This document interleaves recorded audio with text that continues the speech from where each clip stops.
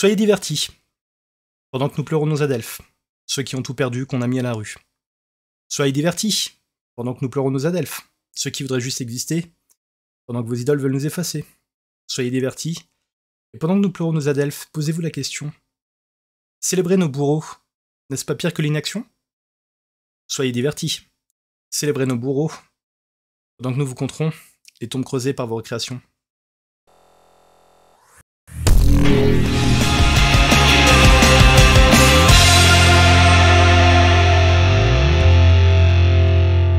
Et salut, bienvenue dans C'est quoi tes pronoms, désolé pour la petite intro, mais tout de suite une ambiance bien merdique, mais avec ce qui s'était passé ces derniers temps, j'avais eu besoin d'écrire un petit truc et je me suis dit que j'allais vous le faire partager. Je suis toujours Nat, ou Sam, ou et toi le con là-bas, mais je préfère les deux autres avant. Et ce soir, j'ai la joie d'accueillir Gréby. Comment ça va, Gréby?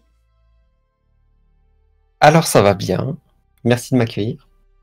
Alors, petite question tout de suite, les gens qui sont observateurs l'auront probablement remarqué, il y a deux arrobas Twitter, est-ce que tu préfères que je t'appelle Gréby, qui est donc ton pseudo, ou Justine, qui est ton prénom? Bah tu peux m'appeler Justine. D'accord. Alors, comment ça... Non, pardon, cette vanne est épitoyable. Alors, vous l'avez remarqué, hein, il y a des petits trucs que je teste ce soir sur l'émission, que j'ai dû faire il y a bien avant, mais que j'avais pas eu le temps de... J'avais tout simplement pas eu le temps de faire, donc si jamais il y a des petits couacs, toutes mes excuses, bienvenue sur le chat et sur l'émission La Chouette. C'est un chouette pseudo. Et coucou Eva, ça fait plaisir de te voir, j'espère que tu vas bien, coucou chaton. Je regarde les réactions sur le chat. Alors franchement, la pub pour Halloween Ends en début de stream, nickel. Oui, c'est même pas moi qui choisis les pubs qu'il y a, donc du coup, ouais, c'est pas mal, j'espère que le film est bien. Apparemment, les premiers échos sont pas top, mais bon, ça, je vous le dirai demain. Ensuite, OMG l'intro, je pense que ça veut dire que ça plaît. Et ensuite, on dit Hello Gréby, coucou, tout le monde dit hello sur le chat. Alors, Justine, on va commencer avec une des choses habituelles de l'émission. Le nom, on l'a toujours pas trouvé, il change quasiment à chaque émission, mais pour cette fois, ça sera le portrait pas chinois. Alors, est-ce que tu connais le principe? J'ai peur. Mais oui, j'ai déjà vu le principe. Alors, on peut le dire juste avant l'émission, tu m'as demandé, mais ça va être quoi les questions? Et comme un gros troll, j'ai pas voulu répondre. Oui. Donc, on va commencer très simplement. Si tu étais un film, quel film serais-tu? Si j'étais un film. Ouais, c'est pas simple. Prédestination. Alors, prédestination. Avec... Non, c'est pas avec Ethan Hawke, si? Bonne question. Enfin, je saurais pas te dire le nom des... J'ai l'affiche en tête, on voit juste un mec et le titre, en fait, si je dis pas de conneries. Possible, ouais. Mais c'est un truc avec du voyage dans le temps. D'accord, oui, donc ça doit être ça. Je l'ai pas encore vu, on m'en a déjà parlé, mais j'avoue que je ne l'ai pas vu du tout. Tu peux un peu nous faire le pitch, le temps que je mette le titre sur le chat? Ouais, alors c'est un pitch hyper compliqué, mais c'est qu'il y a une sorte de police temporelle qui voyage dans le temps pour empêcher des sortes de crimes. Et après, c'est compliqué, en fait. Est-ce qu'on peut dire, pour simplifier, même si je l'ai pas vu, mais on peut pas dire c'est une espèce de Man in Black, mais dans le temps? Ouais, c'est un peu un thriller avec du voyage dans le temps. D'accord, je l'ai pas vu, mais bon, sachez que Justine, du coup, n'est pas la première personne à m'en parler, donc apparemment, c'est que c'est assez sympa. Si tu étais une série télé. Oh. Si j'étais une série télé, je pense que je serais plus un épisode en particulier d'une série. Ça change, vas-y, là c'est intéressant parce que généralement les personnes ne sont pas si précises. Ouais, je dirais l'épisode de San Junipero de Black Mirror. Oh, il est magnifique cet épisode. Ouais. Par contre, est-ce que t'es d'accord? Salut Tom. J'espère que ça va. Est-ce que tu es d'accord avec les personnes qui disent que quand tu regardes l'épisode, il est pas si joyeux que ça, en fait? Parce que quand tu regardes... Enfin, je suis désolé, je vais faire du gros spoil de bâtard. Vous pouvez arrêter d'écouter jusqu'à ce que sur le chat, je vous dise que c'est bon. Mais en gros, c'est l'histoire de deux lesbiennes qui se rencontrent dans un monde virtuel. Et le truc, c'est que une fois que tu meurs, si je me rappelle bien, tu peux choisir que ta conscience soit mise donc dans cette réalité virtuelle dans laquelle tu vivrais éternellement. C'est ça. Le truc, par contre, c'est que à la fin de l'épisode, merci pour le sub, Tom. Le truc, c'est qu'à la fin de l'épisode, en fait, les deux lesbiennes sont mortes et la dernière image, c'est pas elles ensemble, mais c'est juste une image des serveurs où tout est stocké. Et cette image, elle est vachement... quand tu vois le ton super fluffy de l'épisode, ça fait une brisure de ton assez dramatique, en fait. Donc voilà, je suis désolé. Désolé. Non, même cette fin, en fait, même si on voit que finalement, elles sont sous une autre forme physique dans des serveurs, mais ça veut pas dire qu'elles sont plus là. Et du coup, ça reste, pour moi en tout cas, ça reste une fin joyeuse. Et le mouvement qu'on voit en fait sur les serveurs, c'est presque les deux les deux personnes qui dansent en fait d'une manière un peu numérique, qui dansent. Ah oui, c'est vrai que j'avais pas vu ça comme ça. Mais alors, je veux dire que c'est bon du coup. Hop là, c'est bon sur le chat. Mais oui, c'est vrai qu'en fait, Black Mirror, c'est une série qui est censée foutre le seum. Par contre, t'as une paire d'épisodes qui sont vraiment très cheerful, en fait. T'as celui-là aussi et celui où où il y a des rencontres pour savoir si les gens sont compatibles. Et après, selon leur rencontre, ça dure tant et tant de temps où ils vont pouvoir être ensemble. Et puis après, quand ils passent à autre chose. C'est l'épisode où on est dans un monde... Enfin... On est dans la simulation qui simule, en fait, c'est un peu le Tinder du futur, c'est ça? Ouais, c'est ça. Et puis en fait, on suit la simulation qui est en train de se dérouler pour savoir, c'est juste deux personnes dans un bistrot qui ont lancé une simulation pour savoir si elles étaient compatibles. Et... c'est pareil, en fait, il y a des séries qui sont à la base drôles et qui arrivent à te foutre des bads, mais pas possible, genre Futurama ou Scrubs. Mais Black Mirror, c'est l'inverse en fait. C'est une série qui est quand même vachement déprimante, mais avec des moments où t'as quand même des petits coups d'air frais qui font du bien. Du coup, si tu étais un groupe ou une chanson. Alors là, je pense que je peux pas en dire qu'une seule.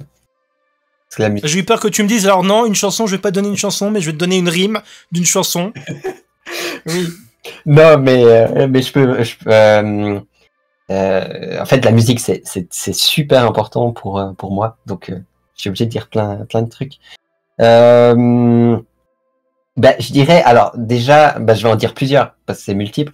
Comme ça, une qui serait... Si je serais vraiment une chanson, ça serait Vénus, de R. Voilà, ouais. C'est un groupe que j'adore énormément. Si j'étais une chanson maintenant émotionnellement, ça serait Mile Deep Hollow de IAMX. Alors, je vais juste reprendre les deux titres de chansons. Alors, la première, c'était R, comme les cheveux ou comme ça en anglais? Parce que là, j'avoue, pour le coup, Air. Comme l'air. Okay. Voilà, juste l'air. Voilà. Et l'autre? Très très belle chanson. Mile Deep Hollow de IAMX. Donc. Ok. Et puis pour la blague, parce que je suis ultra fan de. J'adore R, et en fait, un des membres de R, c'est Jean-Benoît Dunkel. Et pour la blague, il y a une chanson que je dirais, c'est Porno Love de Jean-Benoît Dunkel. Voilà. Wow! Alors, du coup, vu que c'est un peu une partie de ton. De actualité, on va dire peut-être même de ce que tu es, sur lequel je pense qu'on reviendra plus tard, si tu étais un jeu vidéo. Et t'inquiète pas, c'est la dernière. Si j'étais un jeu vidéo, oh là là, mais celle-là, alors, c'est une bonne question, je sais pas trop. Parce que je pourrais dire Minecraft parce que c'est une tellement grande partie de ma vie aujourd'hui. Enfin, je saurais pas trop quoi dire d'autre en fait. Ou sinon, ou peut-être The Witness. Ouais, The Witness, ça serait pas mal. Alors, c'est marrant parce que Minecraft, c'est quelque chose près duquel je suis passé à côté, peut-être parce que c'est un poil trop compliqué pour moi et que je suis pas forcément le genre de personne qui se prend la tête sur un jeu vidéo. Dans le bon sens, hein, évidemment, parce que je me prends la tête sur rien. Par contre, The Witness, je l'ai commencé il y a pas longtemps et c'est déjà plus ma cam. Je suis pas très loin dedans, mais c'est déjà plus ma cam de jeu, à vrai dire. Mhm. Merci Chaton pour les infos sur le chat. C'est vrai que j'ai été un peu pris de court. Bah, d'ailleurs, là, vite fait, je vois que t'as une. C'est quoi? C'est une collection de jeux Switch que je vois derrière, peut-être? Pas du tout. Où ça? Parce que j'ai plein. Bah, je sais pas, au-dessus, planqué derrière Mario, Yoshi, Ah, ici, Game Watch. Ici, c'est les mangas Fairy Tail. Ah, bah, autant pour moi. J'ai cru que c'était des jeux Switch, ça ressemblait un peu avec le côté rouge. Ouais, ça ressemble. Par contre, un autre jeu, d'un coup que j'y pense, parce que je le vois ici, c'est j'ai un bouquin sur, j'ai le guide de Stardew Valley, et ça peut. Ah oui. Oui. Alors, du coup, t'aimes bien les jeux qui sont un peu, je veux dire, enfin, c'est peut-être un peu cliché de dire ça, mais les jeux un peu cérébraux, quoi. Ah Truc oui. Les, bah, j'ai pas encore beaucoup joué, mais j'ai acheté récemment Factorio, par exemple. Ça, niveau cérébral, je pense qu'on est, je pense qu'on est vraiment au top level du jeu cérébral. Voilà. C'est ça qui est bien, c'est ça qui est vachement bien avec les jeux vidéo, c'est quand tu regardes au final, t'as autant pour les personnes qui veulent juste se divertir que pour les personnes qui veulent réfléchir. En fait, c'est là où on se rend compte que ça a mis très longtemps à être reconnu par le grand public, mais c'est là que tu vois que le jeu vidéo, c'est finalement un art comme le cinéma, par exemple. Oui. Et finalement, c'est un cumul de plusieurs arts. Oui. Il faut énormément de compétences artistiques et de techniques pour en créer un jeu. Du coup, je te propose qu'on garde ça de côté parce que justement, encore une fois, tu es sur Twitch aussi et tu streams entre autres sur de la conception de jeux vidéo. Oui, voilà. Alors ça, je te propose qu'on le garde peut-être pour la partie d'après. Réaction vite fait sur le chat. Chaton nous dit: je n'ai pas retenu le troisième titre. Alors le troisième titre, c'était Porno Love de Jean-Benoît Dinkel. Jean-Benoît Dinkel. Et d'ailleurs, Chaton nous dit: chez moi, on a une méga fan de IMX, ma frangine. Là, c'est trop voilà. Alors, on a fait le portrait chinois, et comme on fait jamais les choses dans l'ordre dans cette émission, je te propose maintenant qu'on passe à ta présentation, où tu vas vite fait nous parler de toi, qui tu es, ce que tu fais, et ça commence dès que le texte sera affiché, c'est-à-dire maintenant. D'accord. Ah, mais je m'appelle Justine. Je suis dans la trentaine. Et puis... La fameuse trentaine. La fameuse trentaine. Ouais. Celle qui va de 31 ans à 39 ans. Ouais. J'y suis plein dedans. Mais en fait, pas tout à fait, parce que, en fait, j'ai fait une transition de genre. Et en fait, quand on fait une transition de genre, si vous le savez pas, les âges, ils retournent en arrière. Donc, je suis de nouveau dans la vingtaine. Parce qu'on rajeunit. Ça, je savais pas du tout. C'est un truc que tu dis comme ça ou c'est vraiment un truc scientifique? Pas que j'ai l'air con, là. Non, je suis en train de raconter n'importe quoi. Mais non, alors, une chose est sûre, c'est vrai que et c'est le cas de beaucoup de personnes trans, on a l'air beaucoup plus jeune quand même après une transition. Oui, c'est vrai. C'est vrai. Ouais. J'ai 2-3 exemples en tête, effectivement, c'est vrai. Et avant, en fait, on me donnait 35 ans. Et maintenant, il y a des personnes qui me disent: ah, t'as 25 ans. Et ça fait plaisir, en fait. Parce que du coup, j'ai un peu rajeuni. Donc, alors, sur le chat, ça tire à la jugulaire. Il y a la chouette qui nous dit: c'est une vraie ado, je dirais. Émotionnellement, c'est un peu ça aussi, ouais. En ce moment, c'est une deuxième adolescence. Enfin, en tout cas, en ce moment, je vis une deuxième adolescence. C'est chouette. Voilà. Je dirais même c'est la chouette. Oui, non, c'est la chouette. Où j'en étais? Ouais, je te disais, je fais plein de choses. Pour parler de Griby, en fait, ça fait 10 ans que je fais des vidéos sur YouTube et que je stream.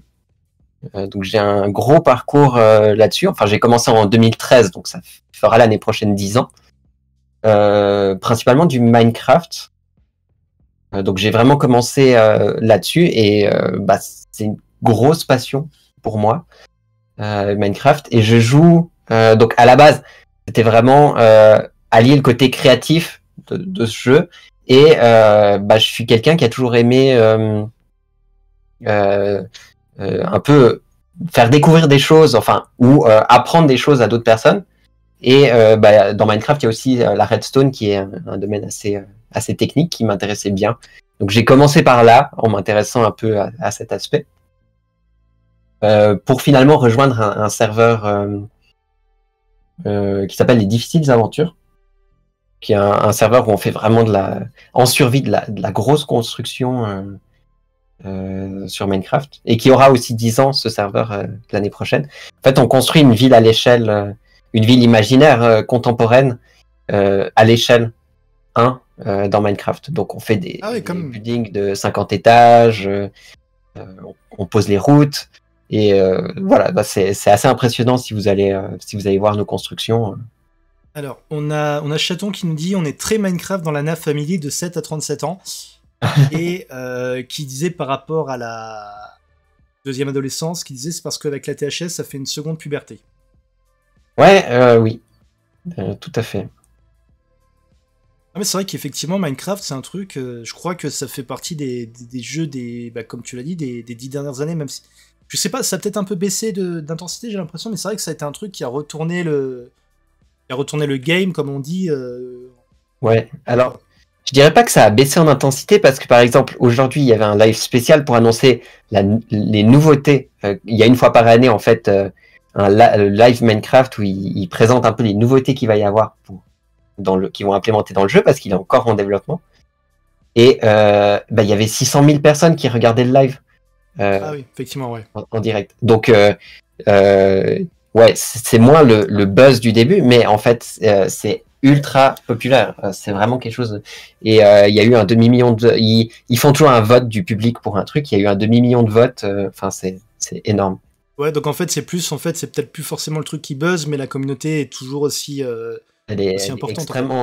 Extrêmement présente et ouais, dynamique, enfin voilà. Okay. Voilà, là j'ai parlé d'un loisir. En même temps que ça, toujours dans les loisirs, ça fait 5 ans que je me suis intéressé pas mal à la création de jeux vidéo, au game design. Donc je stream beaucoup sur Minecraft et j'ai aussi je stream également du développement de jeux vidéo sur Twitch. Donc là, oui. Non, j'allais dire ça à la rigueur, je te propose qu'on le garde peut-être pour une deuxième partie. Sauf si vraiment tu veux en parler maintenant, mais je pense que ce serait plus intéressant justement de prendre le temps et d'en parler de façon plus détaillée peut-être après les autres questions, quoi. Ouais, d'accord. Et puis alors, j'ai pas parlé en fait juste de qu'est-ce que je fais dans la vie, sinon, parce que c'est pas mon métier non plus de streamer ou de quoi que ce soit. Ah, si seulement, hein. Ouais, si seulement. Enfin, quoique. Envoyez la Twitch monnaie. Merde, il est où le truc? Envoyez la Twitch. Bon, merde, tant pis. Laissez tomber. Je voulais pointer le compteur de dons, mais j'ai pas réussi, donc laissez tomber. Ouais. Bon, c'est un peu déstructuré ma présentation, mais c'est pas grave. Mais oui, donc je suis quand même, je suis développeuse dans la vie. Ah oui, ah oui. Donc voilà, j'ai 10 ans d'expérience dans le développement. Voilà, je suis considéré comme une développeuse senior maintenant. Ça fait un peu mal, mais mais voilà. Donc développeuse saigneuse de 29 ans et quelques. Ouais. Donc spécialiste, voilà, dans le web. C'est Alors justement, le côté, bon moi c'est pas dans le développement, c'est dans d'autres activités, mais ça te fait pas bizarre des fois justement de te dire, attends, je suis jeune, parce que bon, un jeune, ou en tout cas ce que les gens mutuellement entendent par jeune, et de te dire, attends, je suis jeune, mais de l'autre côté, j'ai 10 ans du boulot que je fais, et je suis considéré entre guillemets comme senior. Enfin, moi perso, chez moi, ça crée une espèce de décalage assez chelou, quoi. Bah ça alors ça ouais ça crée réellement une dissonance un petit peu bizarre euh, parce que j'ai pas l'impression d'être rentré dans la trentaine. J'ai l'impression j'ai pas l'impression d'avoir à peine enfin j'ai l'impression encore d'être dans à peine à 20 ans quoi. Et ça me Bah, là, par contre, j'avoue, c'est différent. Moi, je suis pas rentré dans la trentaine, c'est la trentaine qui m'est rentrée dans la tronche. C'est. Pour le coup, je le Bah, sens un peu plus, ouais. après je suis rentré dans la trentaine. Donc le jour de mes 30 ans, c'est le jour du début de ma transition hormonale. J'ai commencé Oh. le jour de mes 30 ans, donc c'est très symbolique. Donc l'entrée dans la trentaine, enfin, elle fait plaisir. Alors, du coup, bah, tu viens de me faire la transition nickel. Je vais même pas avoir besoin de la En faire parlant de moi-même, puisque transition, maintenant, c'est ça. On va parler maintenant de ton parcours, justement. Donc, du coup, à 30 ans, enfin, tu commences ta transition. Enfin, en tout cas, au sens social, j'imagine, surtout, peut-être. Ou est-ce que déjà avant, t'avais commencé à, entre guillemets, à tâter le terrain ouais, ça a été vraiment, enfin en tout cas pour moi, ça s'est passé extrêmement lentement. Alors déjà, Parce que Oui, excuse-moi. Déjà, la question habituelle, c'est à quel moment tu t'es rendu compte justement de ta transidentité? alors, je m'en suis rendu compte, je pense vers les 5 ans. Ah ouais. Mais ça veut pas dire que je l'avais comprise.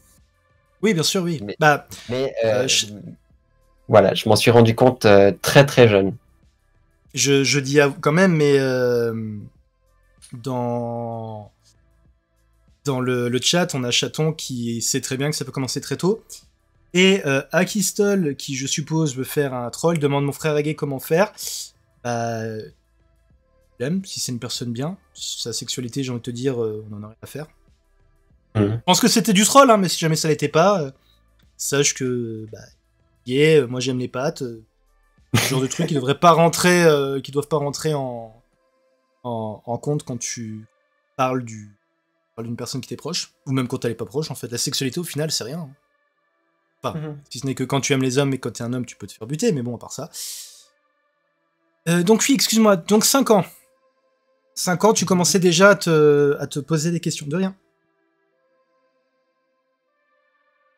Ouais, alors je me suis rendu compte qu'il y avait quelque chose de différent parce que je ressentais une sorte de jalousie quand je voyais les autres, genre les autres filles de ma classe ou d'autres filles dans ma famille, et je me disais mais pourquoi moi j'ai pas le droit de m'habiller comme elles? Euh, J'aimerais bien en fait, ça pourrait être cool. Euh, Alors, enfin, en tout cas, c'est comme ça que je l'ai ressenti dans un premier temps. alors quand c'est, comment dire, quand ça arrive tellement tôt et que t'as pas forcément les capacités de vraiment verbaliser la chose et de vraiment être clair, comment tu le vis en fait? Tu fais avec, ou est-ce que c'est un truc vraiment qui va... Putain, j'ai l'impression d'être un intervieweur de place. Est-ce que c'est quelque chose avec lequel tu vis, ou c'est quelque chose finalement où tu te dis bon bah c'est comme ça, tant pis quoi? Bah, je savais pas que c'était possible. Et et je sais pas, je l'ai jamais vraiment exprimé parce que je pense que je me suis assez vite rendu compte que c'était pas quelque chose qui était perçu comme bien par euh, l'entourage, où bah je devais correspondre euh, à un homme, donc j'avais pas le voilà. Enfin, je sais pas si j'exprime bien ça, mais ouais, Ah, non, je l'ai pas exprimé en tout cas, et bah du coup je l'ai très intériorisé. Je l'ai vraiment gardé pour moi. Alors, c'est marrant ce que je veux dire, c'est pas du tout du troll malgré ce que ça peut laisser apparaître, mais en fin de compte, c'est plus ou moins les paroles de la Reine des Neiges, quoi. Enfin, en tout cas de la version originale, vu que le sens de la version française est un peu changé, mais en gros, c'est euh, ne ressens pas, n'exprime pas ce que tu es, et sois ce que tu veux que les autres, enfin, sois ce que les autres ont envie que tu sois en fait. Oui, c'est marrant parce que j'ai écrit un texte où je fais référence à la Reine des Neiges. Euh, Mais de sur toute mon façon, blog. d'ailleurs, si tu veux nous donner l'adresse de ton blog, n'hésite pas. Sur le chat, on pourra Mhm. peut-être retranscrire, ou je peux retranscrire si c'est pas trop compliqué. Mais oui, oui, en fait, enfin, c'est con à dire, mais La Reine des Neiges, je pense que c'est pour ça c'est un film qui a beaucoup plu, dans mon avis, dans la communauté LGBTQI. C'est qu'au final, bah, c'est un peu en quelque sorte, c'est un peu une métaphore de la transidentité quand on regarde. Hein. Ouais. Enfin, de manière générale, d'intérioriser Oui, ces, oui, bien sûr. ces problèmes ou de vraiment ouais, se renfermer et ne pas pas exprimer. Oui, après, effectivement, Et puis que finalement, chacun y voit son truc, mais... voilà. Et puis que ça, finalement, bah, ça cause plus de tort que si ça avait été exprimé. Enfin voilà. C'est comme ça que je le vois. Petite parenthèse, je suis désolé, c'est pas du tout dans ton parcours, mais des fois, faut... Enfin, ça va faire très prétentieux de dire ça, mais apprenez des fois à voir par-delà les formes. Surtout dans les films comme les Disney, c'est un peu leur spécialité, mais bah, des fois, un film sur une princesse qui balance de la glace et qui a du mal à pécho, c'est pas qu'un film sur une princesse qui balance de la glace et qui a du mal à pécho. Voilà. C'était la minute des magos. Apprenez à regarder les dessins animés. Du coup, 5 ans.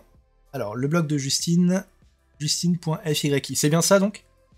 Oui. Et ça sera en fait, c'est vrai que je fais un peu entre mon blog et moi, enfin et Griby, une séparation. C'est-à-dire que je communique pas. Enfin, sur Griby, je vais pas parler de mon blog et enfin, je fais pas d'association entre les deux. Donc, ça sera une des rares fois où en fait, je parle un peu dans l'entièreté de mon parcours. Il y a une raison pour laquelle tu veux pas mélanger les deux, ou c'est simplement par simplicité ou aisance? Bah, en fait, sur mon blog, bon, dans mon parcours, du coup, on fait un gros saut parce que je parlais de mes 5 ans et là, on repasse à la trentaine. Bah, je vis beaucoup de choses quand même dans mon parcours avec ma transition, des choses hyper cool, des choses hyper dures aussi. Et bah, je me suis dit, mais il faut que je les écrive. C'est important. Et du coup, je me suis créé un blog. Voilà, je parle de ce qui m'arrive. Et je les pose sur des textes, des choses qui des fois peuvent être pas faciles à lire. Bah moi, ça me fait du bien. Mais du coup, du coup, c'est vachement personnel quand même ce que j'écris. Et je me suis dit, mais moi, j'ai quand même une communauté qui me suit depuis très longtemps. J'ai pas forcément envie de lier les deux. Euh, je me suis dit, bah, je vais me redévelopper peut-être une nouvelle communauté de personnes qui sont plus, voilà, qui s'intéressent à un parcours trans et qui vont me suivre. Et de l'autre côté, bah, je vais garder bah, ma communauté qui me suit pour ce que je fais, jouer à Minecraft, mes créations de jeux ou comme ça. Et voilà. Alors du coup, tu veux dire que Greby... alors, je sais pas si on peut vraiment parler de deadname ou quoi dans un cas présent, mais tu veux dire que Greby était déjà ton nom, ton pseudo, entre guillemets, pré-transition? Ou t'as quand même changé à un moment... Non, je l'ai gardé. D'accord. Ouais, c'est mon pseudo depuis le début. Et bah, je trouve que en fait, il me va bien et ça sonne pas masculin ou féminin. Donc Ah oui, oui, clairement pas, oui, oui. finalement, bah, voilà, être. Et du coup, au niveau de ta communauté, enfin déjà, je suis désolé, j'aurais peut-être dû me renseigner avant, mais est-ce que t'as une grosse communauté? Alors, sur Twitch, j'ai plus de 400 personnes, je crois. Alors, ce qui est déjà pas mal, hein, on va pas...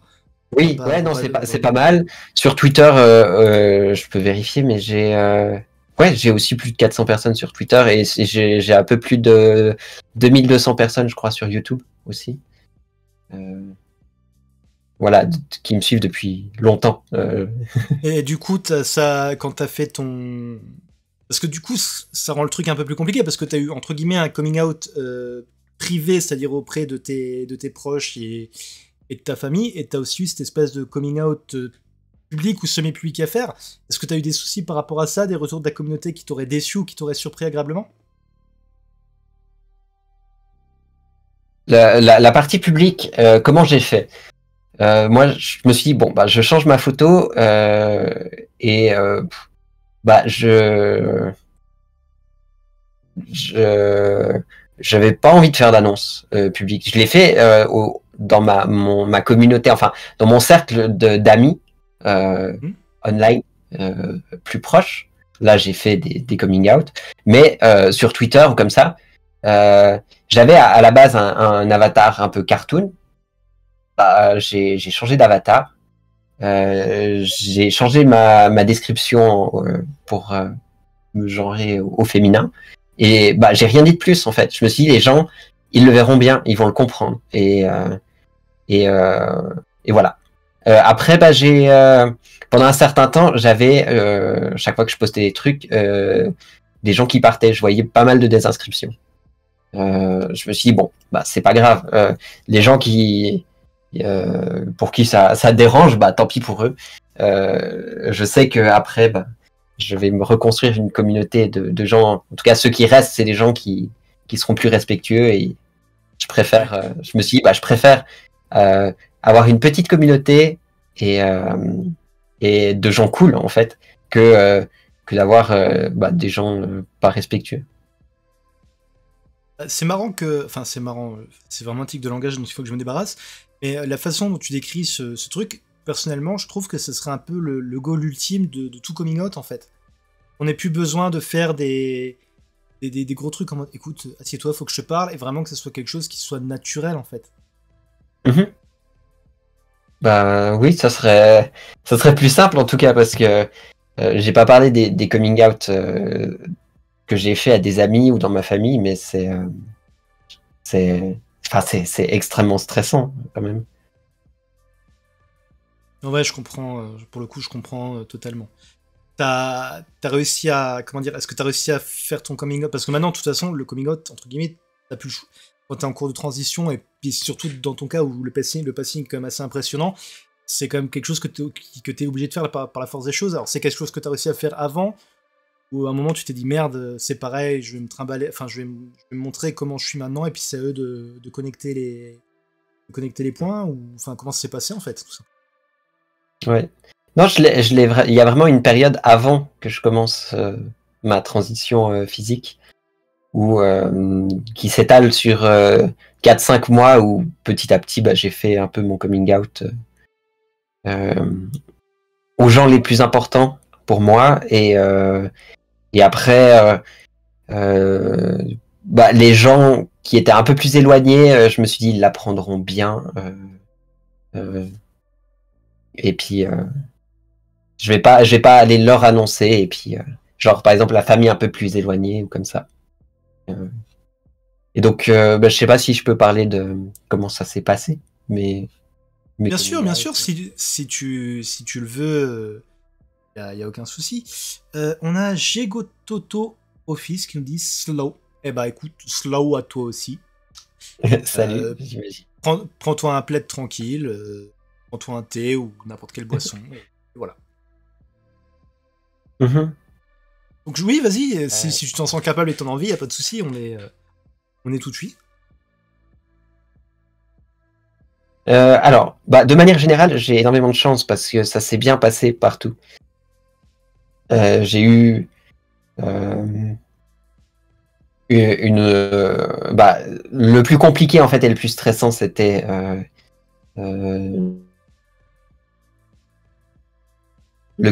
parce que j'ai pas forcément une bonne relation avec lui. Alors, Euh, ça a coupé, je pense que tu disais ton père peut-être. Ça a coupé en fait au moment où tu as dit oui, ça s'est mon passé père. avec. D'accord. D'accord. Ça s'est passé, ouais. Donc, ouais. Donc, mais mis à part ça, ça s'est bien passé. Tout le monde l'a bien, reçu, même si mes parents ont été quand même très choqués. En tout cas, ils étaient en état de choc quelques jours par rapport à ça. C'est après 30 ans, c'est une sacrée nouvelle pour eux à encaisser, mais voilà, ça a été. C'est encore. J'ai des coupures. Oui, je suis désolé, ça vient de chez moi. Il y a Windows qui a décidé de faire une mise à jour de Windows en même temps qu'on parle. Je suis totalement désolé, là normalement ça devrait être bon. Est-ce que vous nous entendez? Ouais, c'est ça, la mise à jour maudite. Est-ce que vous nous entendez toujours sur le chat? Est-ce que vous m'entendez? Eh oh. Ah non, non, non, non, non, non, non, non. Non, non, non, je me suis retenu de la faire, tu ne la fais pas. Tu ne la fais pas. Alors.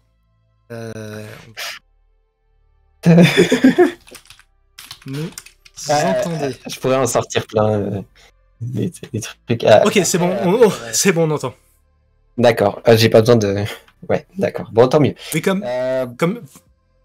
Non, j'allais juste dire désolé pour la coupure, c'est Windows qui fait une mise à jour qui me pompe improbablement sur la connexion, c'est pour ça. Voilà, après, j'ai eu une mauvaise expérience quand même lors d'un coming out. Du coup, que je peux parler. Parce que je fais aussi de la guitare. Enfin, en tout cas, depuis une dizaine d'années, je prenais des cours de guitare. D'ailleurs, j'en ai fait un texte sur mon blog récemment. Voilà, sur mon blog Justine. Ça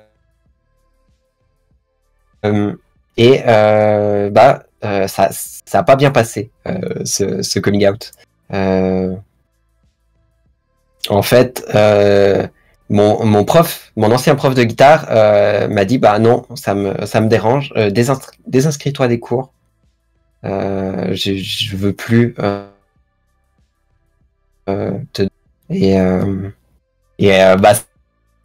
c'est assez difficile parce que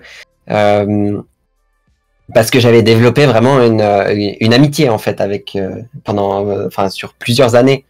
C'était développé avec cette personne et il y a eu un rejet total en fait. Ça rejoint un peu ce qu'on disait avant l'émission quand on parlait vite fait de l'histoire J.K. Rowling, tout ça, c'est que au final les personnes sont jamais toutes blanches ou toutes noires, mais le problème c'est que même si une personne est blanche entre guillemets et qu'il y a de la transphobie, de l'homophobie ou des choses comme ça, malheureusement c'est pas des personnes qu'on peut garder dans notre cercle, quoi. Et donc là, il m'a quand même dit des choses vachement hard. Du genre, ouais,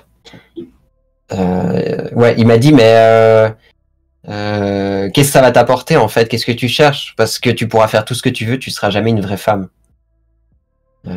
Donc voilà un des trucs qui m'a balancé. Après, il m'a parlé de biologie, quoi, il fallait pas aller contre sa biologie. Il m'a comparé non, mais ça va aller jusqu'où les gens après ils se sentiront lézards et ils vont faire des trucs pour aider les arts. Enfin, un peu bizarre ça. Voilà. Excuse-moi de le résumer comme ça, mais un sale gros con quand même. Ouais. Ouais,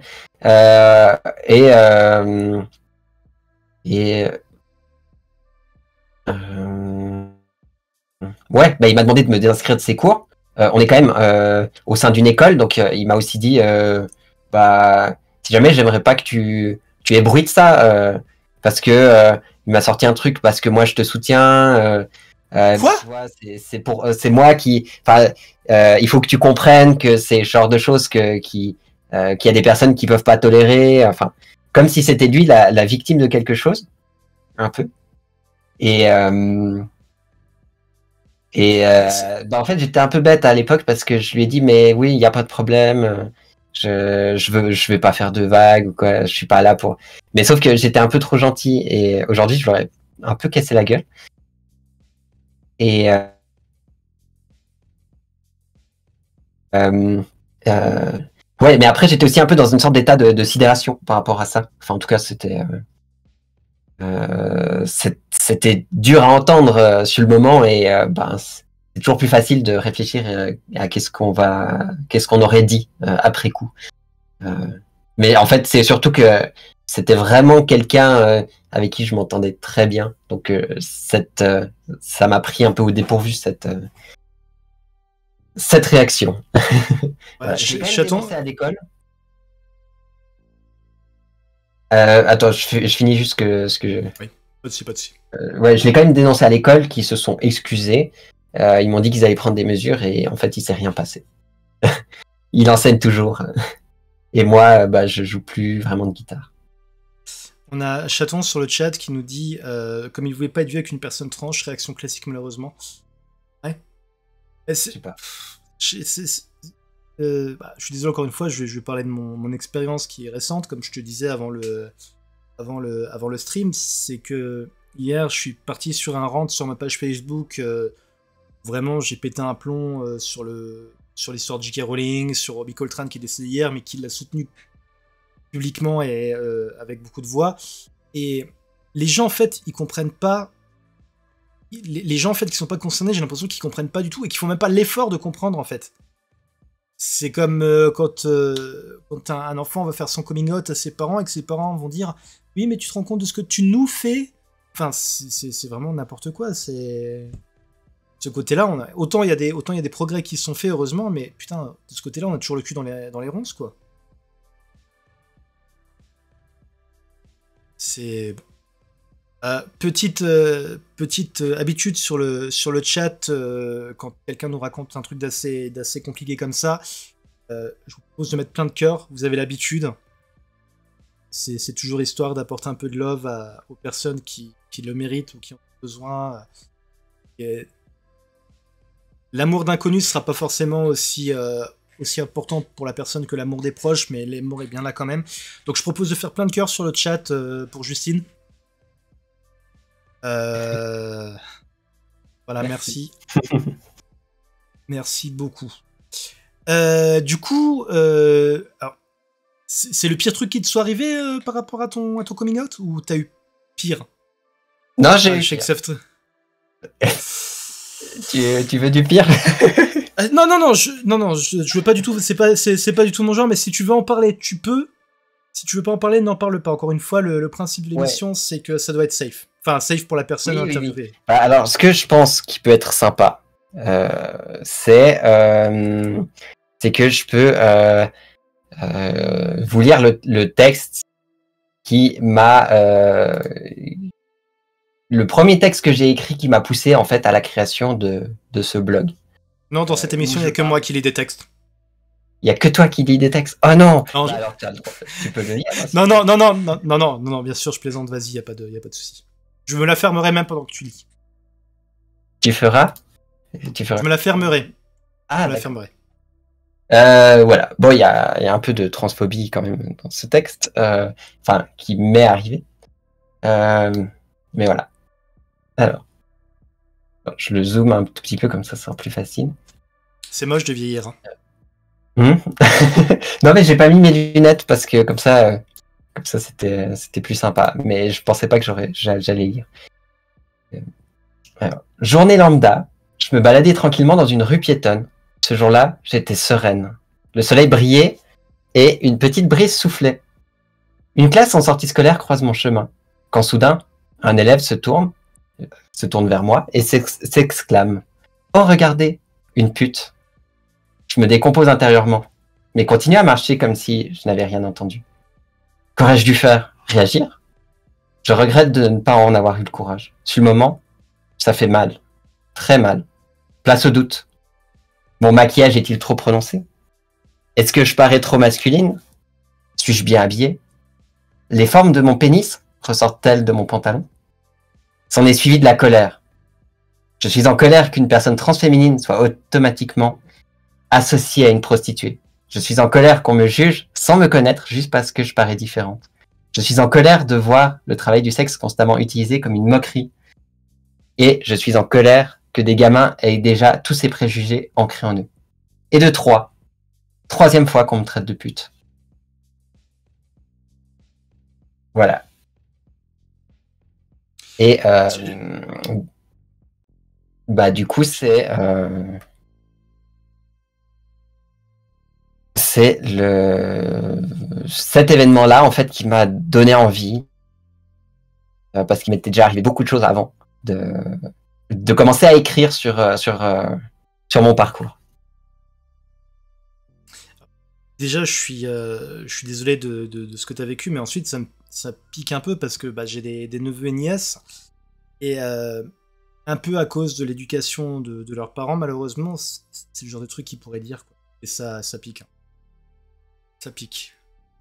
Ouais, mais quand on est jeune, enfin, on peut être hyper trash.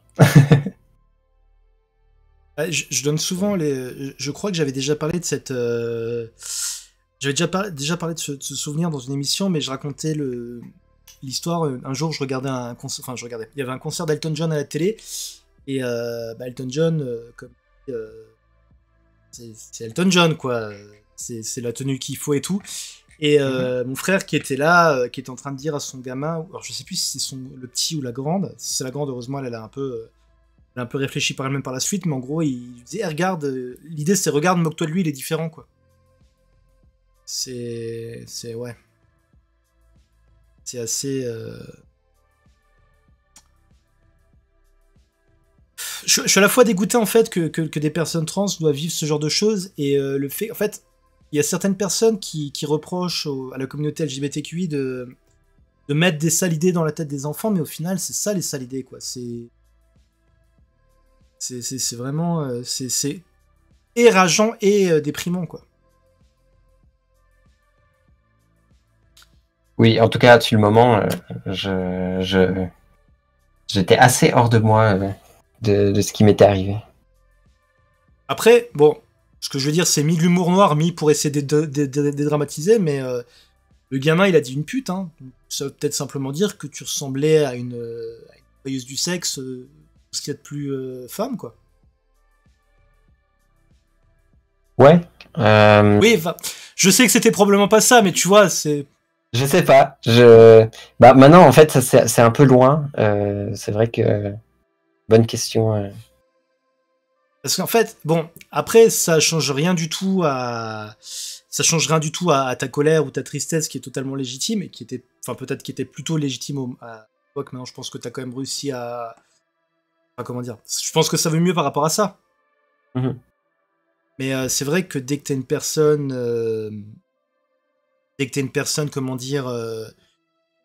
Je pense que c'est aussi autant vrai pour le genre que pour la sexualité que pour une raison X ou Y, tu sors de la norme. Je pense que c'est des doutes, en fin de compte, c'est des doutes auxquels t'es confronté tout le temps, quoi.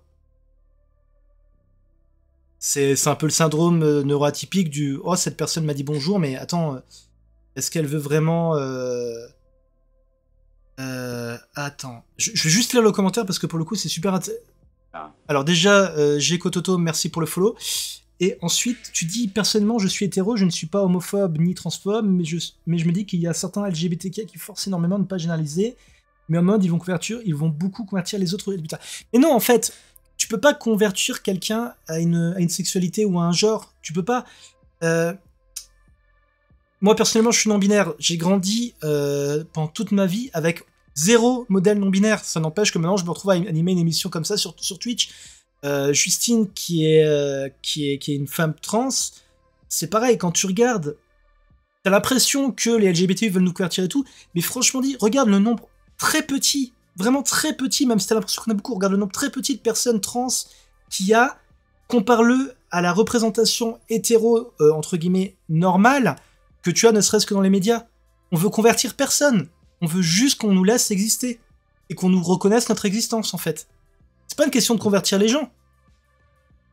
C'est pas une question de convertir les gens, loin de là. Parce que si on pouvait convertir les gens, crois-moi qu'avant de s'attaquer au genre des gens, on s'attaquerait à autre chose. Par exemple, l'opinion politique, tu vois, c'est ça qu'il faut comprendre. Nous, tout ce qu'on dit, c'est, on est là, nous effacez pas, nous exterminez pas. C'est tout. Moi, juste vivre tranquille, quoi. Ouais, c'est ça, en fait. C'est exactement ça, quoi. Après... Vivre tranquille sans qu'il m'arrive un truc comme... Comme la mort, en fait. Comme je viens simplement de l'expliquer, enfin de le lire. Par contre, ce que je tiens à dire, c'est que tu ne partages pas forcément notre avis, mais tu es quand même là pour nous écouter, et a priori, tu fais ça de façon très respectueuse, donc ça, déjà, c'est super cool. Je n'ai quand même à le dire, parce qu'on a déjà eu des personnes qui étaient beaucoup moins cool que toi. Chaton dit personne ne force ou ne convertit, on accompagne, on ouvre la voie pour les gens qui se questionnent. C'est important de montrer qu'on existe, mais en aucun cas, c'est de la propagande. Oui, exactement. Exactement. T'auras beaucoup plus de propagande, entre guillemets, du côté... J'aime pas le terme politique, mais du côté idéologique, avec, par exemple, admettons, les chaînes de télé, genre BFM ou des conneries comme ça, que t'en auras du côté de la communauté LGBTQ. Nous, au final, le discours n'est pas du tout le même. Nous, c'est juste pas... on veut vous effacer, vous n'existez pas. Nous, c'est juste, on existe. Parce que quand tu écoutes de l'autre côté, c'est... Ils veulent vous effacer, ils veulent vous remplacer. C'est pas du tout le même discours. Oui, excuse-moi, du coup, Justine. Donc, ouais, du coup, j'espère que t'as retrouvé le gamin et que tu lui as pété la gueule. Ah, bah, j'ai tous les enquêteurs du pays dessus. Ah, c'est sur bien. la recherche. Il s'appelle Benoît Delorme. Je suis extrêmement rancunière. Il s'appelle Benoît Delorme, il vit à Liège. J'ai pas la... Si c'est une blague, j'ai pas la référence, mais... Non, c'est un nom lambda et c'est une ville lambda.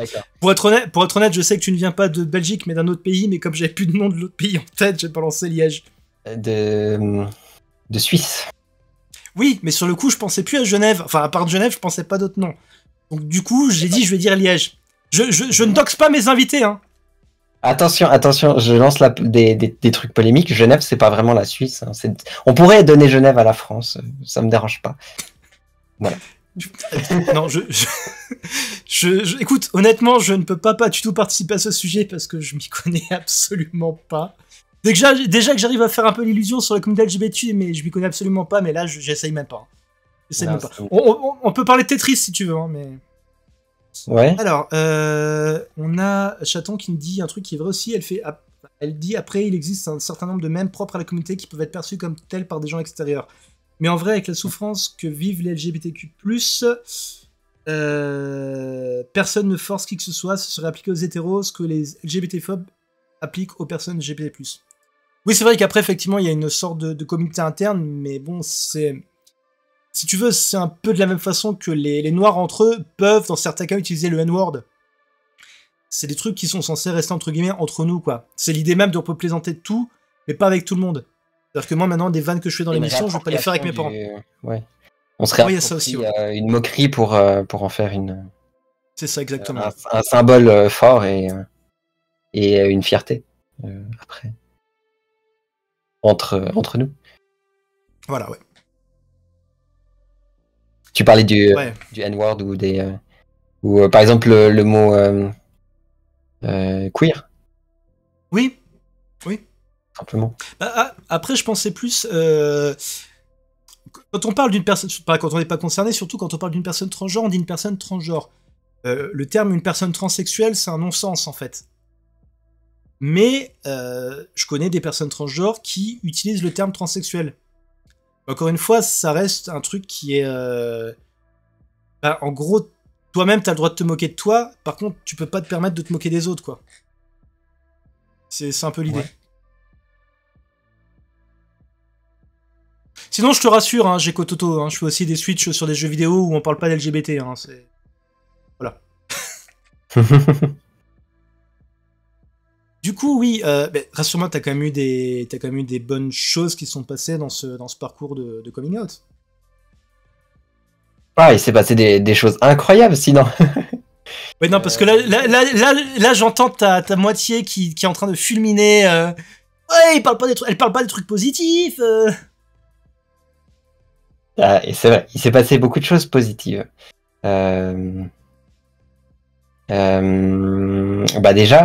c'est vrai que quand je m'y suis lancé, je connaissais personne de la communauté. Et bah, petit à petit, il y a des gens qui m'ont bah, ça a commencé par simplement des gens dans ma communauté qui me suivaient pour Minecraft ou autre chose, qui me disent hey, au fait je te suis depuis tant d'années, bah je suis aussi trans. Et ben quand je reçois ça, déjà ça me faisait énormément plaisir. Ou bah, d'autres personnes qui d'un coup me contactent, ah, j'ai vu que tu as fait ton coming out, et bah, est-ce que je peux te demander des conseils? Et bah, c'était hyper chouette. D'ailleurs, bah, ça me fait penser à Cléo que tu as déjà eu dans l'émission. Oui, oui, oui, bien sûr, je pensais à elle, C'est justement. la première personne qui m'a contacté l'année passée. Je connaissais encore personne, et d'un coup, je reçois comme ça, je sais plus où c'était, sur Twitter, sur Discord, un message. Ah, comment je pourrais faire un coming out dans ma commu Minecraft? Et moi, j'étais vraiment. Je pense que je devais sautiller dans tout l'appartement en disant à ma copine, il y a quelqu'un qui m'a contacté et tout pour me demander des conseils. Et moi, j'étais en mode méga heureuse, juste, juste de ça. Et bah, finalement, après, bah, ça m'a permis d'échanger avec d'autres personnes, de m'intégrer dans des communautés. Et puis bah, sur Internet, de développer vraiment des vraies amitiés. Il y a aussi bah, Eva que tu as aussi eu dans l'émission. Oh oui, Eva.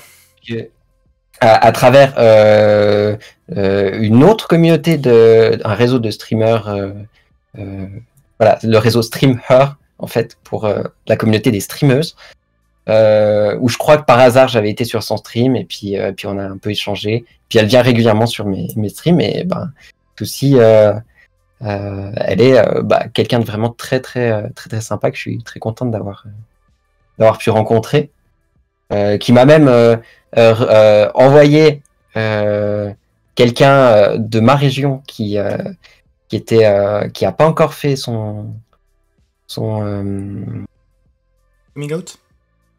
ouais, coming out et transition physique, enfin en tout cas elle avait encore rien commencé quand j'ai commencé à échanger avec, et qui avait besoin de conseils, qui était vraiment perdu, et bah ça m'a fait super plaisir après de pouvoir échanger et puis de l'aider dans ses démarches et tout ça.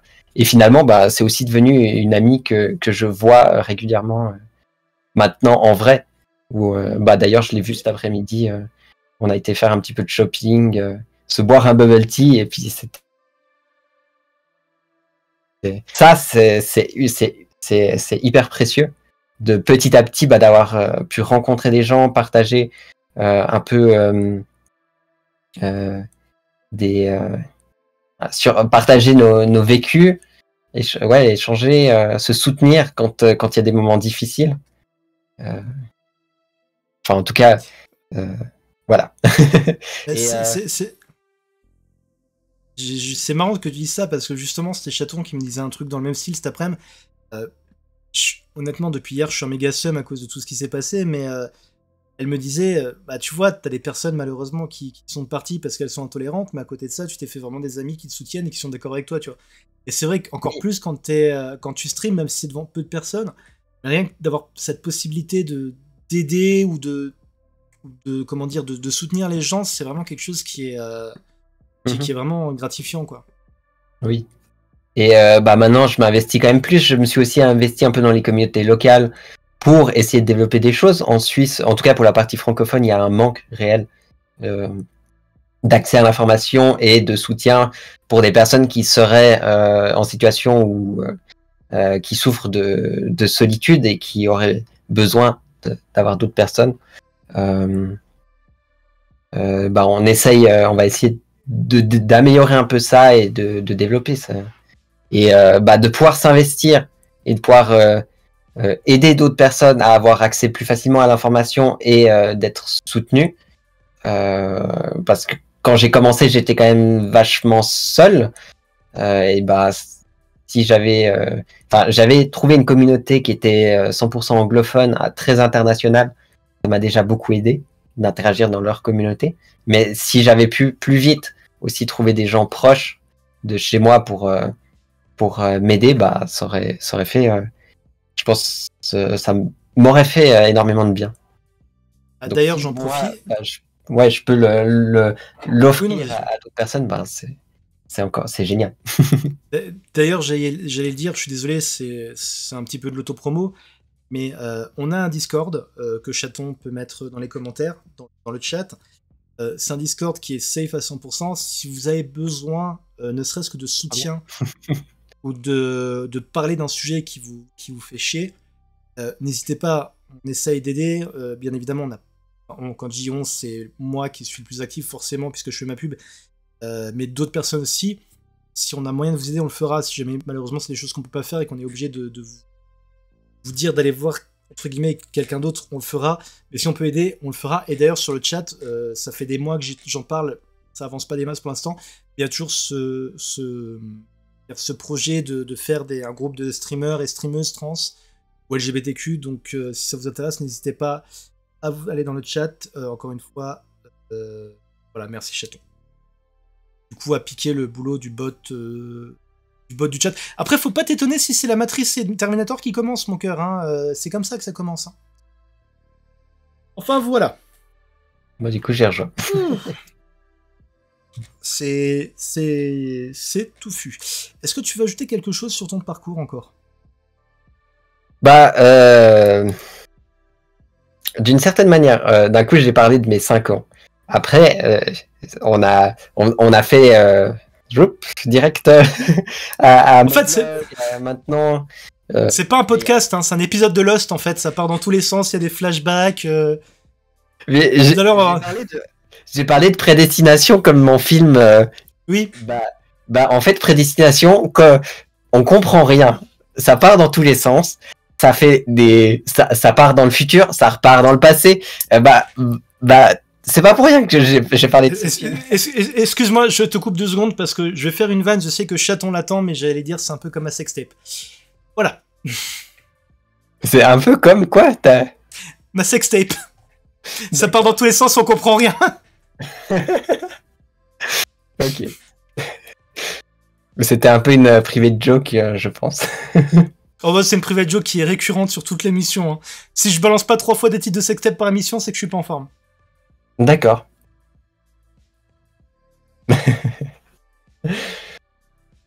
Ouais. Pardon. Prédestination donc. Ouais. Ouais, bah du coup, on peut repartir de mes 30 ans et repartir, mais on va faire en marche arrière mon parcours. Ça sera plus. Enfin, et voilà. Donc avant ça, bah voilà, je suis en couple avec la chouette qui est dans le stream, enfin dans le chat. En fait, ça fait 13 ans que je suis en couple avec elle. Oh, ça c'est le genre d'histoire que j'aime bien entendre. Donc elle m'a connu, on avait tout juste 18 ans quand on s'est connus. Et donc elle m'a connu avant. La transition, c'est aussi quelque chose qu'elle fait un peu avec moi parce qu'elle me voit changer et puis elle me soutient. Et c'est un soutien énorme que j'ai. En tout cas, de pouvoir vivre avec elle et faire cette transition. Parce que ça fait quand même. J'étais en questionnement depuis vraiment pour me dire si est-ce que j'allais faire une transition ou pas. Ça faisait 5 ans. Ça fait, je pense, depuis mes 25 ans que ça me questionne. Et ce qui m'a beaucoup retardé et qui était une question qui m'a. C'est pour ça que ça a pris autant de temps, c'est que je me suis toujours dit, mais je suis pas prête à faire une transition au prix de me retrouver seule. Et donc j'ai jamais osé. Il y a 5 ans en arrière, j'ai fait mon coming out à ma copine. En la rassurant, en lui disant mais c'est juste un état d'esprit, je suis juste voilà, je resterai un homme, mais j'ai un esprit féminin dans ma tête, enfin, comme ça. Ah ouais, c'est vraiment, t'as tourné le truc de façon à prendre le moins de risques possible, en fait. Ouais, mais je suis quelqu'un de, on va dire, frileuse, qui va vraiment rentrer dans l'eau très, très, très tranquille, très doucement. Enfin, d'ailleurs, quelque chose qui, avec ma transition, a un peu changé, où maintenant, je mets je mets les pieds dedans un peu brusquement, peut-être, sur certains autres aspects. Voilà. Mais donc, au bout d'un moment, bah, j'ai commencé à en reparler à ma copine et à dire, mais non, mais finalement, ça va pas, ça va pas le faire. Il faut que, enfin voilà, il faut que je transitionne. Et on a commencé, enfin, j'ai commencé par essayer de lui expliquer un petit peu plus ce que c'était et puis de lui montrer des choses pour pour être vraiment au clair sur ce que c'est et puis finalement ben elle l'a enfin parfaitement accepté, enfin ce qui est enfin du coup génial. Ce qui est très chouette. Ce qui est très chouette, voilà. La chouette. C'est vrai que pour le coup, elle a l'air de bien porter son pseudo. Oui. Ouais. Je sais pas. Oui. Non, vas-y, je t'en prie. Non. Non, j'allais te dire, je sais pas en fait comment on avait trouvé ce pseudo, mais voilà. Ok. Bah écoute, c'est super, super fluffy et super cheerful. Donc je propose que du coup, on reste entre guillemets sur ce point-là en ce qui concerne le parcours, et qu'on passe à la seconde partie de l'émission qui est entre guillemets tes passions. Si jamais tu as un sujet duquel tu veux parler en particulier, que ça soit lié ou pas avec ta transidentité, bien évidemment, tu peux en parler, c'est le moment. Ouais. Ah là là, moi qui... En fait, c'est vrai que mon parcours, j'aurais pu en parler pendant... Genre, on aurait pu faire un live de 10 heures, j'aurais toujours eu des trucs à dire. C'est vrai que c'est la partie un peu compliquée, j'ai toujours un peu... c'est pas que je veuille, en fait, entre guillemets, dire aux gens, maintenant tu te tais, mais c'est juste que un stream de... Comment dire, un stream de 2 heures, même ça, les gens se rendent pas forcément compte, mais c'est quand même assez éprouvant, en fait. Je sais pas si t'es comme moi, mais c'est assez compliqué de tenir son attention et de... Tu vois, je pourrais dire, on parle pendant 4 heures de ton parcours, y a pas de souci, mais je trouve que malheureusement, dans mon cas, à bout d'un moment, j'aurais plus forcément cette capacité à accorder l'attention qui est largement méritée, tu vois. Ouais, c'est vrai. C'est un petit souci neureux. Je suis une marathonienne, en fait. Je suis pas épuisable. Bah, le truc, en fait, bah, c'est pas nouveau. Hein. Toutes les personnes qui regardent l'émission voient qu'à chaque fois, je prends des petites pilules pendant l'émission. C'est tout simplement parce que, entre autres, c'est mes soucis de santé aussi, tu vois. C'est absolument pas pour manquer de respect du tout. Hein. C'est juste parce que j'essaie de faire comme. Ouais. Ouais. Ouais, voilà. Tes passions, donc. Donc, mes passions, c'est là qu'on va parler un peu de game dev, je pense. C'est quand même un truc chouette. Et bah, de manière générale, le développement, en tout cas, c'est un truc qui... je suis tombé dedans très, très, très, très jeune dans le développement. Avant de faire mes études en informatique, quoi que ce soit, bah, j'ai commencé quand même à développer des jeux très, très vite. D'abord par du RPG Maker. Je sais pas si si ça te parle. Totalement. À l'époque, j'avais fait un fan game que j'avais pas continué de Buffy. Buffy contre les vampires. C'est vachement sympa ceux qui veulent s'y intéresser. Les premières versions, en tout cas, je sais pas si ça a changé depuis, sont assez faciles d'accès. Vous pouvez faire très rapidement des jeux assez sympas. Je vais vous le remettre dans le chat. Vous avez RPG Maker, mais je crois qu'après, si je dis pas de bêtises, ils ont fait 15 versions différentes. Il y a une version 3D maintenant. Enfin, c'est vachement poussé maintenant. Ouais. Et bah, moi, j'ai rien fait de spécial sur RPG Maker. C'était juste des expérimentations. Je sais que j'avais changé un peu le logiciel pour la vue de la map un peu arrondie un peu comme sur les vieux Animal Crossing où il y avait ce petit côté un peu cylindre. Voilà, j'avais réussi à faire ça en bidouillant et puis en récupérant sur internet des C'est vrai que je me rends compte en fait. codes Ruby écrits en japonais. Enfin. Il y a peu de différence d'âge du coup entre nous deux, mais c'est vrai qu'effectivement je me rends compte que moi ma version de RPG Maker devait être vraiment ça devait être antérieur à la tienne, parce que quand tu penses que le jeu à mon avis doit faire des versions tous les ans, peut-être tous les 2 ans, je pense que j'ai peut-être dû tester une version qui était 3-4 ans avant toi quoi.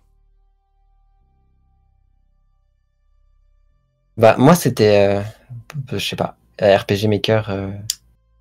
Oui bah après c'est oui bah oui moi c'était même encore avant tu vois donc. Ah ouais d'accord. Ouais de toute façon. Enfin voilà, ça c'est un peu mes premières expériences où il y avait un tout petit peu de logique de programmation, mais je comprenais pas trop. Et après, bah en fait, j'avais une DS hackée à l'époque avec, je sais plus, ça s'appelait quoi, un R4. Ah oui, je confirme effectivement, c'était bien avant que j'y étais moi. C'était au niveau de la première Game Boy, voire la Game Boy Color pour te dire donc. D'accord. Et j'ai découvert que on pouvait qu'il y avait la possibilité de créer ses propres trucs dessus. Et donc en fait, bah, j'ai commencé à bidouiller et puis j'avais repris des assets de Mario RPG et j'avais fait un petit Mario qui pouvait se déplacer sur ma DS. Enfin, c'est mes premières expériences voilà, de création vraiment. C'est ce qu'on appelle les homebrew, non? Ouais, des homebrew. C'était vraiment trop bien. Voilà. Et après. Non, j'allais juste dire les homebrew pour vous donner une idée. Généralement, c'est un peu les premiers trucs qu'on peut faire quand on arrive à craquer des nouvelles consoles. C'est un peu les programmes test aussi qui servent à voir si vous pouvez tout simplement pirater la DS. Il y a eu ça pour la PSP aussi.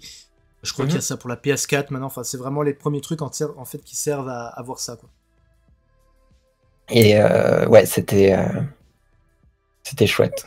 Mais après, je suis rentré en école d'informatique et puis en école d'informatique, je sais pas pourquoi, il y avait un côté où ils nous enseignaient, bah, on fait de l'informatique, on est sérieux, on n'est pas ici pour faire des jeux vidéo.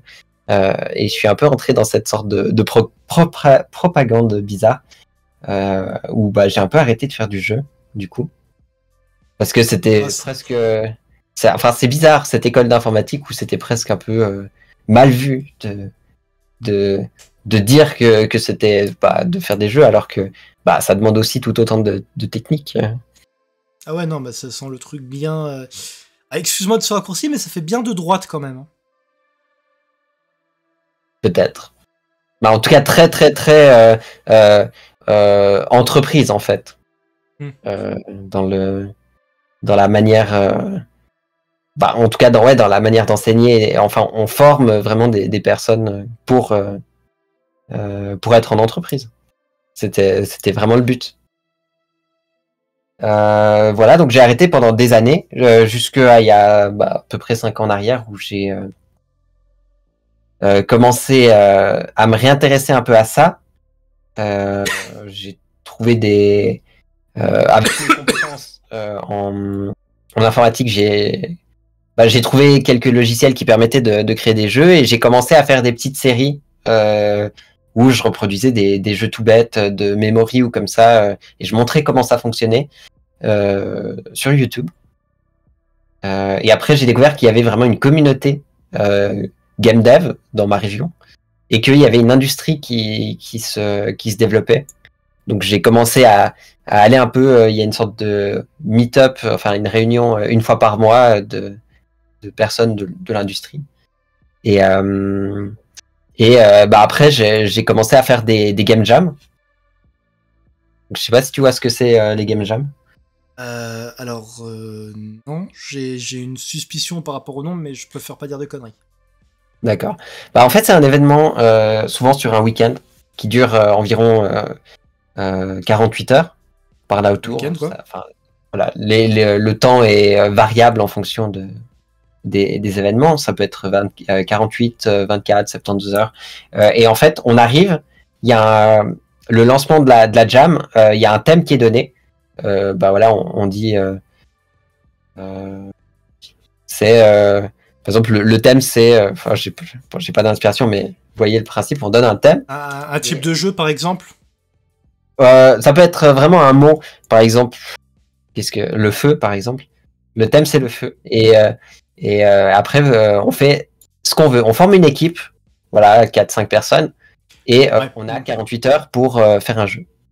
Ouais, j'en avais entendu parler par rapport justement à des jeux qui avaient commencé dans des game jams comme ça, qui avaient été pardon, qui avaient été après qui étaient passés au jeu. Il y a beaucoup de jeux indés, si je dis pas de bêtises, qui passent par cette case justement.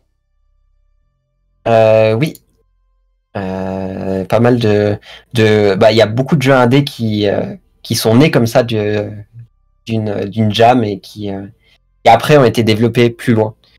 Parce que l'idée, c'est à la fois de pouvoir... c'est quand même un moment très intense. Du coup, à la fois pouvoir monter un petit peu ses compétences, essayer d'apprendre quelque chose, apprendre à travailler avec des gens qu'on connaît pas, peut-être créer des liens avec d'autres personnes pour peut-être plus tard continuer à bosser avec ces personnes. C'est chouette. Il y a un côté table ronde qui a l'air assez sympa, effectivement, ouais. Ouais, et puis après, ce qui est le plus gratifiant, c'est qu'au bout de 48 heures, on a un jeu, en fait. Alors, c'est un prototype, c'est un peu bancal, mais en fait, on a exploré une idée, on s'est creusé les méninges, et puis... T'inquiète pas, vous avez qu'à le vendre à Ubisoft, les jeux pas finis, ils ont l'habitude, de toute façon. Ouais, un jeu fait en 48 heures. Je trouve ça va... c'est ça, ouais. Assassin's Creed Unity aussi, pour ceux qui ont joué à l'époque. Mais non, c'est vrai qu'en fait, je trouve ça assez fascinant, parce que ça me rappelle un peu l'époque... forcément, j'ai grandi dans les années 80-90 comme pur quarantenaire. Et le truc, c'est qu'effectivement, à l'époque, les jeux vidéo, on se rend pas compte, mais des fois, c'était juste des mecs qui avaient bossé dessus pendant des heures et des jours. Et genre, des mecs, les jeux ont été codés tout seuls, quoi. Ou 3-4 personnes maximum. Alors que maintenant, un jeu avec 3-4 personnes, c'est un jeu flash Facebook, et encore, quoi. Ça existe, hein. Des jeux... Oui, mais même les jeux indés, c'est pas qu'une seule personne, quoi. Ouais, il y a quelques exceptions. Par exemple, Stardew Valley, c'est une personne seule qui l'a fait. Waouh! Ça, pour le coup, je sais pas. C'est assez impressionnant. Parce que la personne a vraiment tout fait de A à Z. Que ce soit les graphismes, la programmation, la musique. Et ça lui a quand même pris 8-9 ans de travail. Donc, Si, par contre, ce qui est assez impressionnant, justement, en parlant des trucs comme ça, il y a pas mal de jeux en ce moment, des jeux Resident Evil qui sont faits par des fans qui sont en développement. Et c'est pareil, là, c'est assez impressionnant, parce que par rapport à une équipe qui est relativement réduite, bon, il y a quand même forcément, je pense qu'il y a des personnes qui font les doublages, donc même si c'est que du doublage, tu vois, ça fait quand même partie de l'équipe, tu vois. Et c'est vrai qu'effectivement, il y a ce côté-là de jeu indé qui est assez intéressant comme... Oui. Et donc, voilà pour ça. Du coup, j'en fais en stream. De la création de jeux. D'ailleurs, est-ce que tu peux je te l'ai pas demandé, j'aurais dû te le demander tout de suite, est-ce que tu peux nous passer le nom de ta chaîne au chaton? Est-ce que tu peux peut-être poster sur le chat le nom de la chaîne de Gréby? Pour le stream, c'est Gréby, c'est ça? Ouais. Voilà, de Gréby, s'il te plaît. Et donc, sur quoi je bosse actuellement en stream? Il y a un jeu de mon enfance que j'aime énormément, qui s'appelle Chips Challenge. C'est un jeu qui était sur Windows 95 par là autour, Windows 3.1, je sais pas, mais c'est vieux, qui est en fait une sorte de petit jeu type Sokoban où on doit déplacer des blocs, éviter des ennemis et on passe de niveau en niveau. C'est le genre de jeu qu'on trouvait pas mal à l'époque. Ouais. Et en fait, je me suis dit, mais ça pourrait être cool. J'utilise un moteur qui s'appelle le Godot Engine. Je me suis dit, voilà, c'est cool. Ça pourrait être cool de le faire en live et de le reproduire, en fait, en stream. Comme ça, je vais apprendre plein de choses. Après, j'avais envie d'y apporter un petit peu plus en me disant, On va mettre en place aussi un éditeur de niveau. Comme ça, ma communauté, au fur et à mesure que je développerai le jeu, pourra créer des niveaux. Et puis on pourra, pendant les streams, s'amuser. Je pourrais tester les niveaux des personnes qui me suivent. Et puis en même temps, bah, ça permet de leur apprendre un petit peu des choses sur la programmation et en même temps de proposer un petit peu d'interactivité. Enfin, c'est le genre de choses qui me plaît énormément.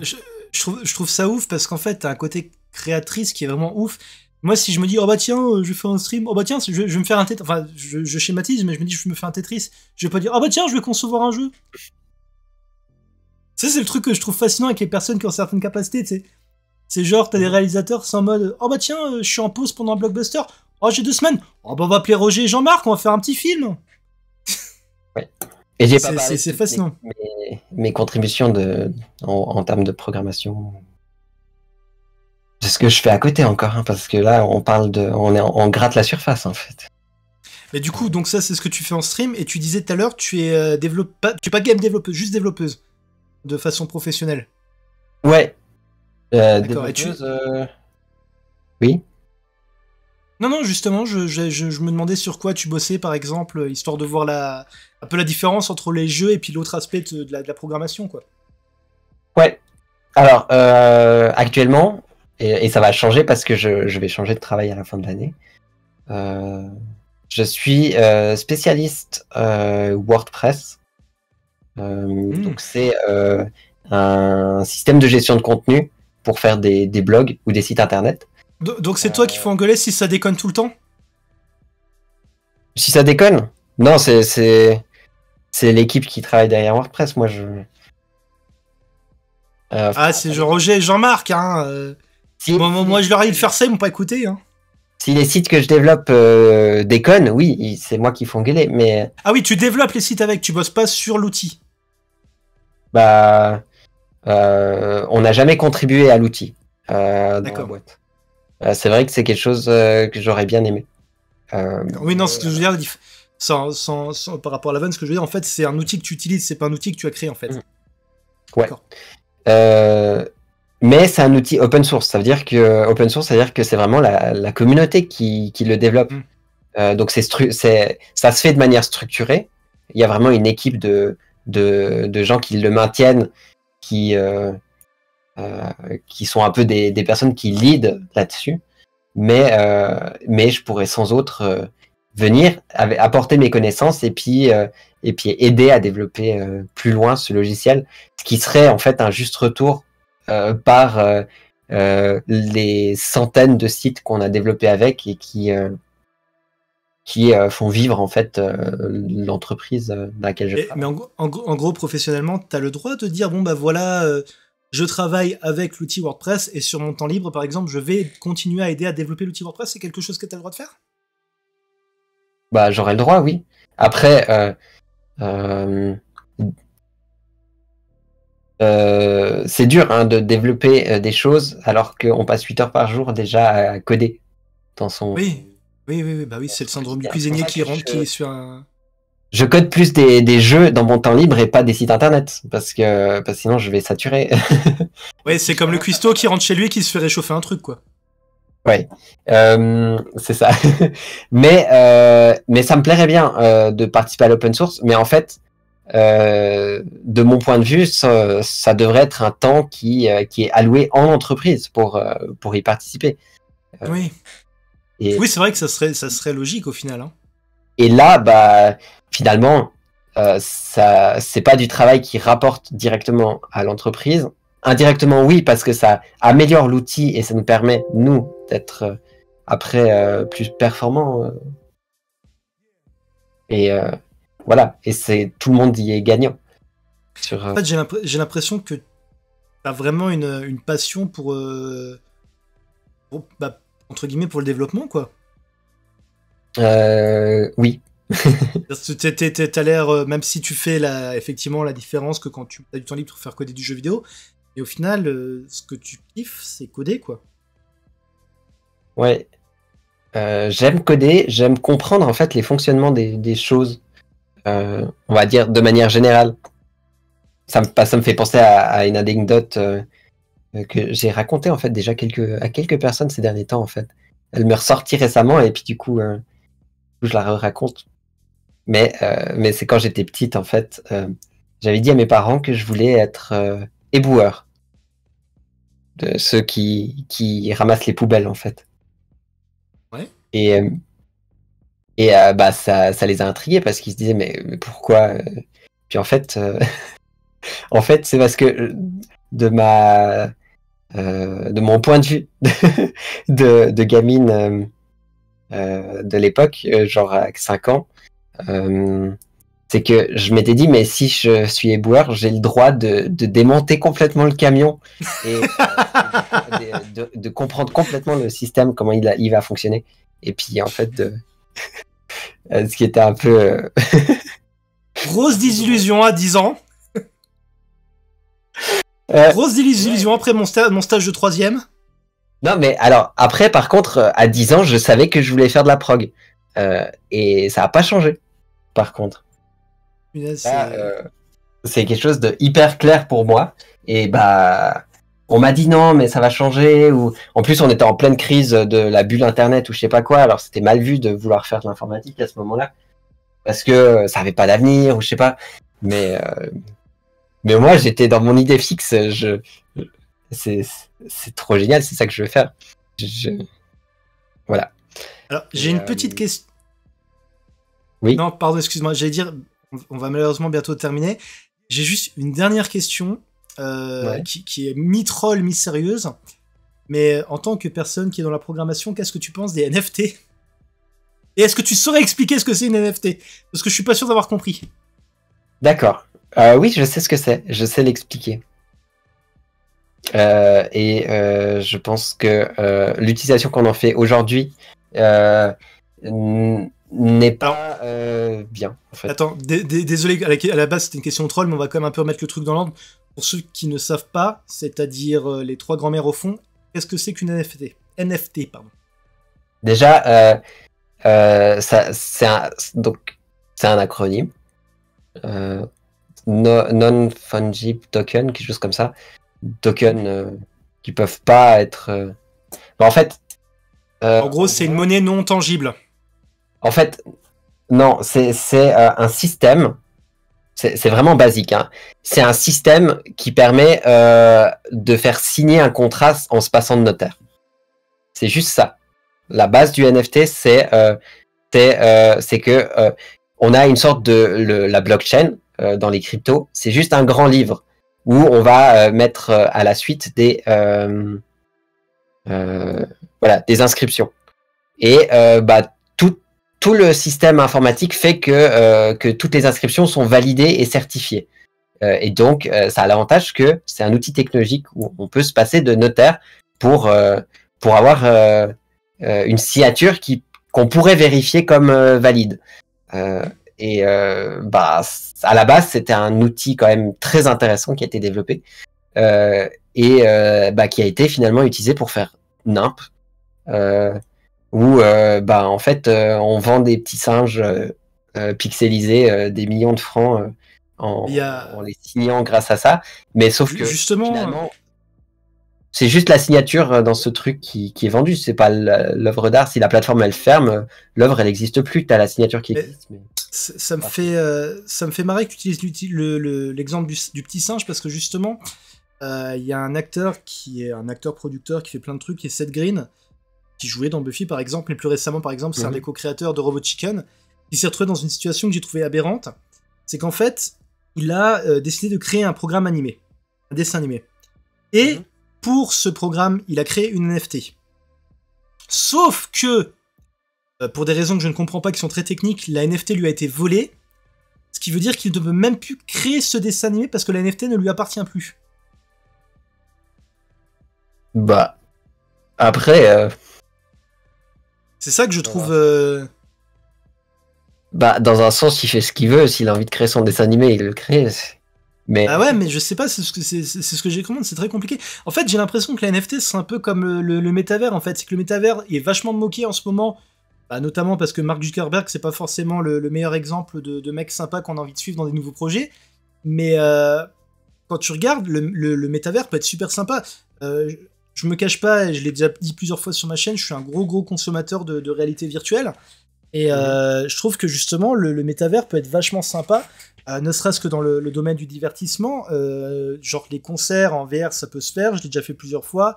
Le cinéma en VR, c'est aussi un truc duquel je suis très client, mais j'ai l'impression que justement, les mecs qui sont chargés de dire le NFT ou le métavers, qu'est-ce qui peut être cool vraiment, bah, j'ai l'impression qu'ils font exprès de prendre les trucs totalement à l'opposé pour que ça marche pas en fait. J'ai l'impression que leurs propres commerciales sont vraiment des tanches. Ben, ouais, ils sont dans un autre monde en fait. Et du coup, ils peuvent pas voir. Ouais, je saurais pas. Mais ouais, les trucs de réalité virtuelle. Mais un exemple tout con, c'est. Enfin, on a déjà un métavers, mais finalement qui est un peu multiple, c'est Minecraft. Oui, bah exactement, oui. Je veux dire, ça existe déjà. Nous, on est une communauté d'une trentaine de personnes sur notre serveur. Pour moi, c'est un second lieu de vie, un peu. On s'est construit un univers, on s'est construit vraiment un lieu. Voilà. Et c'est vraiment une place qui est un peu sociale pour moi, qui est très importante. Après, c'est juste qu'il y a un côté d'immersion un peu plus. Mais finalement, quand on est aussi sur Twitch ou quand on est sur Discord, c'est pas l'aspect technologique qui est intéressant, c'est l'aspect communautaire. Ah oui, bah clairement. Je prends souvent l'exemple pendant le confinement. En fait, on avait chopé l'habitude avec un groupe de personnes qui n'étaient pas encore des amis à ce moment-là, de se retrouver tous les soirs. Et tous les soirs, pendant les 3 mois et quelques du confinement, on se matait des films en VR. Et après, ça crée des vrais liens. C'est grâce à ça, par exemple, que j'ai pu aller pour la première fois de ma vie à Disneyland, alors qu'il n'y avait même pas 3000 personnes dans le parc. Mais c'est vrai que effectivement, je trouve que la façon dont c'est vendu, tu parles de Minecraft, mais il n'y a pas que Minecraft, il y a aussi Fortnite. Maintenant, tu as des personnes qui se retrouvent sur Fortnite, pas pour jouer, mais pour voir des concerts. Mais je trouve que justement, il y a tellement... les gens qui essaient de vendre le truc, au lieu de mettre en avant l'aspect humain qui peut être vraiment très cool, ils mettent en avant cette espèce de côté technologique un peu obscur, machin, qui au final ne pourra jamais parler aux gens. Parce qu'au final, comment tu veux expliquer la VR à quelqu'un qui ne l'a pas vu, en fait? Il y a des choses, tu peux pas les expliquer, tu ne peux que le faire essayer, en fait. Oui. Bah, c'est vrai que quand on essaye de regarder le truc de Facebook, enfin, Meta, avec le truc que Mark Zuckerberg essaye de faire, ça a pas l'air très... Ouais, en fait, c'est ridicule. Alors que s'il vendait le truc, entre guillemets, vraiment pour un truc comme il est, c'est-à-dire une espèce de plateforme où tu peux, par exemple, aller mater des concerts, voir des trucs en 3D, par exemple, le truc de grand public de Facebook, de Meta, c'est Horizon. Et Horizon t'a vendu ça avec un truc où t'as des avatars un peu chelous, super mal foutus. Mais c'est vrai que par exemple sur Horizon, ce qui est sympa aussi, c'est que tu peux voir t'as des events, des concerts, des vidéos de trucs spatiaux qui sont vraiment très impressionnants. Et au lieu de montrer ça, entre guillemets, de vendre ça en disant bah voilà, il y a ça qui est vraiment cool, bah il reste concentré sur l'aspect bah oui, vous pouvez vous faire un avatar. Enfin, je trouve ça un peu con, quoi. D'autant plus que je parlais de l'aspect culturel, mais même pour d'autres aspects, le métavers peut être très intéressant. Au niveau des apprentissages, au niveau de l'apprentissage de langue, par exemple, c'est un truc qui peut vraiment fonctionner, en fait. Ouais. Ça me fait penser à quelque chose que tu dis. Parce que je retourne sur l'aspect jeu vidéo. De développement de jeux vidéo, parce que j'ai fait un petit jeu commercial, quand même. J'ai été mandaté par l'armée suisse pour faire un jeu vidéo. Alors j'en suis peut-être pas, je le mets pas trop en avant parce que je suis pas forcément pro-armée finalement.